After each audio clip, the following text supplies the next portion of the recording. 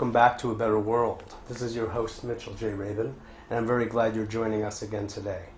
Today we're going to have another very interesting show. We have with us as our guest in our studio, Debbie Ford, who is the author of numerous books, the last one of which is The 21-Day Consciousness Cleanse. And this is an opportunity to experience, actually, a lot of Debbie's work in one fell swoop, so to speak. She takes a lot of the teachings that she has been giving to us for years in all of her books, and condenses it in a very practical way into a 21-step program for us all to kind of follow and do that necessary cleansing and looking and self-review that is so important to the idea that we have on our show of creating a better world. It's not just tinkering with the outside, it's actually first tinkering with the inside. So it's a pleasure to have you on the show, Deb. Thank you so much for having me. Absolutely. I love that word, tinkering.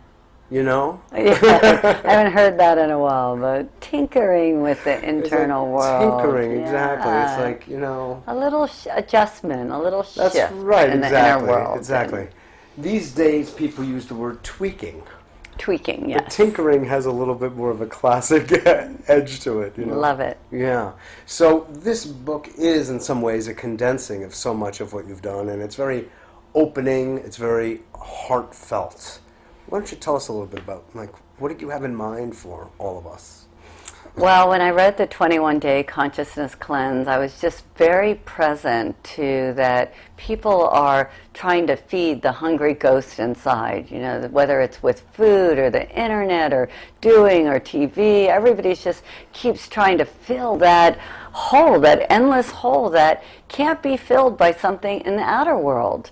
That it's there so that we'll reconnect with our inner world, that we'll reconnect with that power, that source, that can give us the love that we're looking for, that can provide us with the opportunities and the eyes to see greater realities. And so the 21-Day Consciousness Cleanse is that process of unhooking from the outer world. I always see it like little bungee cords, you know, like where we have to unhook from all the people we've given our power away to, all of our worries, our fears, our concerns, and hook back into our internal world and reconnect with that power that is greater than our self.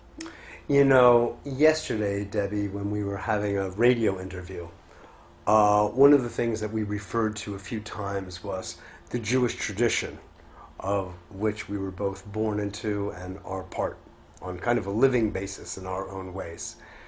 There is a story I remember hearing at a friend's wedding, an old Jewish tale of there being these two spirits in heaven, that one male, one female, like wandering souls, and they were lost and they couldn't find their way, and yet when they sensed each other and then they saw each other, they went, oh my God, my other half, that which completes me in another person.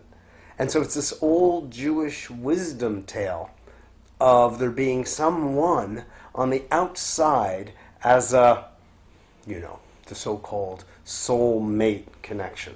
So relative to what you were just saying of unhooking from the outside world, how does that idea fit in?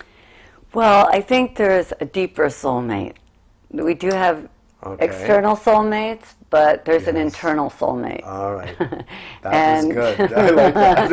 Okay. And without finding that one, you're going to have a lot of problems when you do find your soulmate in the outer world, as most people know. Yeah. Right? Relationship problems, divorce are the biggest, most heartbreaking thing that most people go through in their lifetime. And so the loss, the betrayal, all of those things. But when we find that inner soulmate, how we're designed that way. We're designed with that resource that is worth billions of dollars. You know, we don't have to pay for it. We can close our eyes. It's infinite. It always wants to give us creative ideas and tell us where to go and where to not go if we would only listen. Yes, right. And so the small, still voice within that does guide us, and It's our highest intelligence.